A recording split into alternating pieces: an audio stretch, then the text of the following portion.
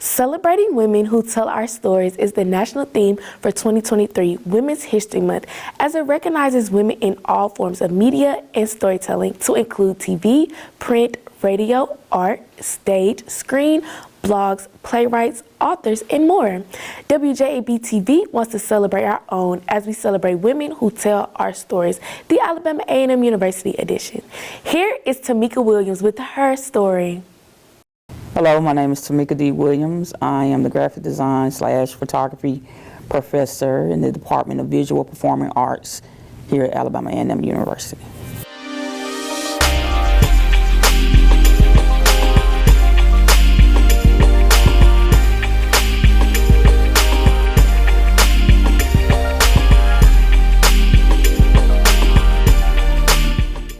I'm from Mississippi, Jackson, Mississippi, born and raised there. I've been doing art in general since I was about 6 years old. And so I was always drawing or something of that nature. I can't remember a time that I wasn't doing art. I can't remember a time that my parents was not encouraging me to do something, My dad always asked me, what you gonna do with an art degree?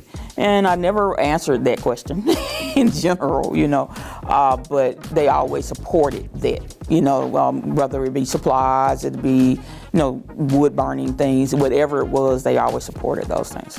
I've been, I guess you could say, in business and design business since probably since I was 25.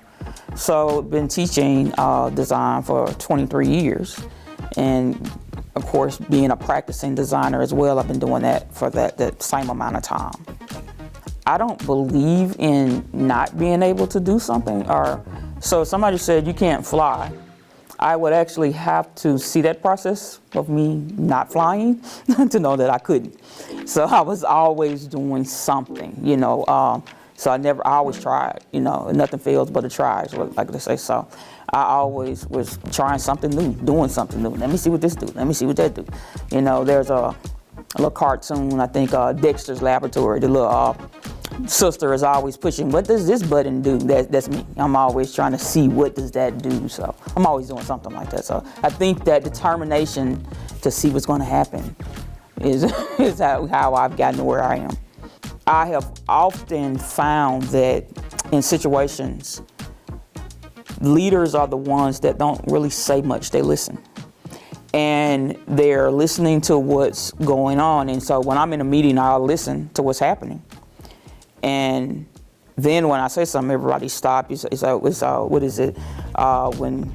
When somebody speaks, everybody listens, some little saying, that type of thing. They go, Tamika finna say something. Let's see what she says. So I listen to the situation because everybody has a vision. Everybody has an opinion. Everybody has a way of doing things. As a leader, for me, is to see how we can make those things work cohesively together.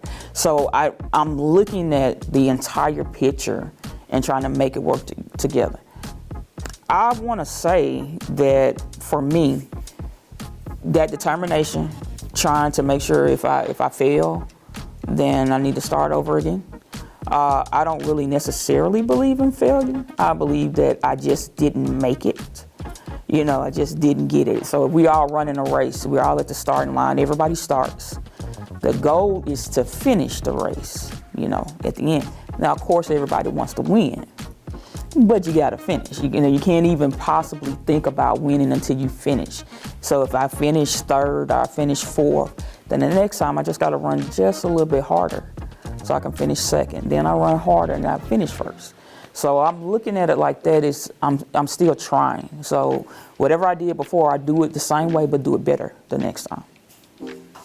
We have these multiple responsibilities, which in terms engage in multiple personalities. We got to be this, we got to be that, we got to be that.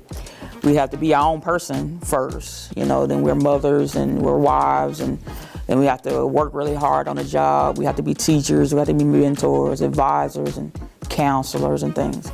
And we have to try to find all these things, to kind of merge them together for ourselves, And within that, because with that on the job portion, a lot of women are in a position to where they're fighting for their position or their stance or where they are.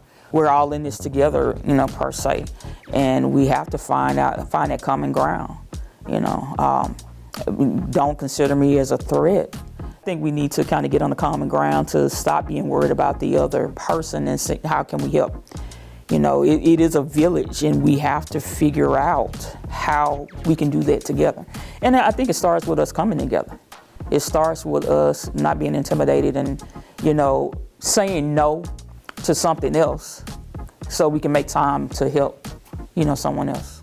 A lot of people have said I'm unapproachable because of have a no-nonsense type of thing. But years ago, probably when I first started teaching, I didn't know that I was dealing with cerebral seizures. So I would frown a lot and didn't know it. So I would always have this scowl on my face. But I was actually relaxing my head because I was having a migraine or a tension headache. Didn't really know it. And some people were like, "You're always looking upset." And that would make me upset because at this point I'm like, "What are you talking about?"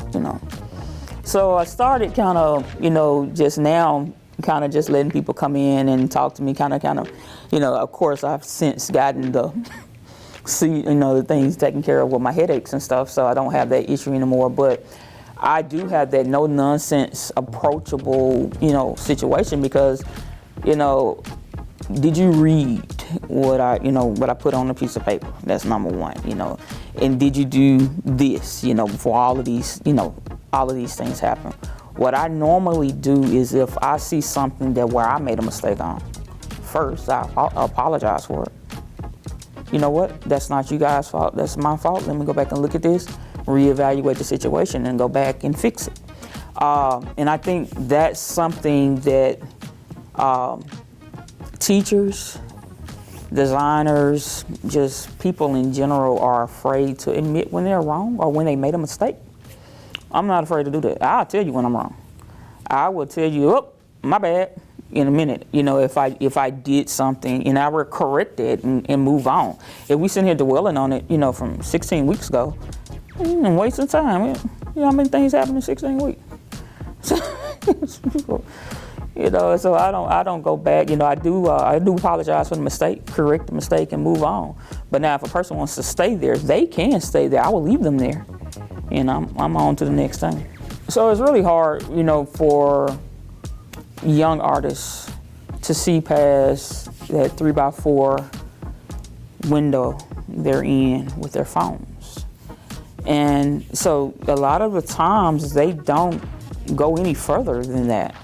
So just like when you're driving, it's a huge window, in the front, and you got the little rearview mirror in the back.